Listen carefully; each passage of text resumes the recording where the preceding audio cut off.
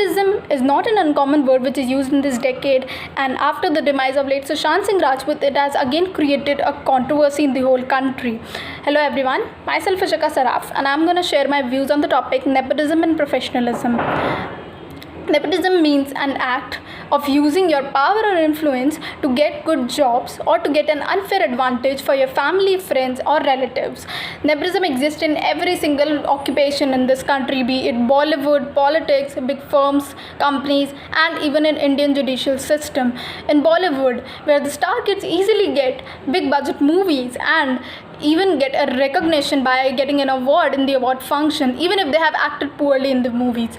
But on the other hand, the non-privileged actors who have literally struggled for more than 5 to 7 to 10 years in their lives do not even get a nomination in the award functions. In politics, the Gandhi Nehru family has ruled in Congress party for like more than 6 decades, and it has become quite difficult for the other people in the party to be the prime face of the Congress party. In companies, the situation is really worst because the topmost position is generally given to the family members, which creates a resentment among the co-workers, and they feel biased and discriminated, and they tend to lose confidence. In judicial system, in 2018 August, where 1/3 of the senior most advocates who were recommended for the judgeship were found to be the close relatives of the Supreme Court judges and the Allahabad High Court judges. Now, what I'm trying to say is, like, I'm not against the privileged people, or I'm not saying that they should not get a job, but what my point is that they should not dominate or suppress the other section of the society.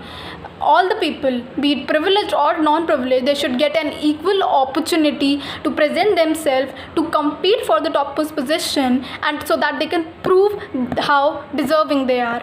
They should evaluate it on the basis of talent, skills, and knowledge, and certainly not on the basis of family background.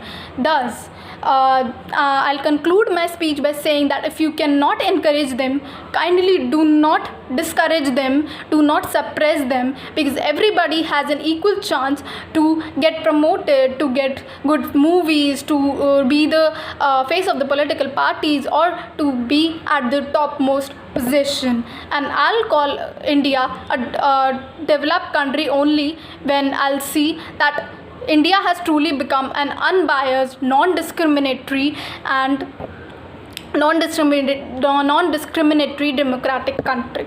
Thank you.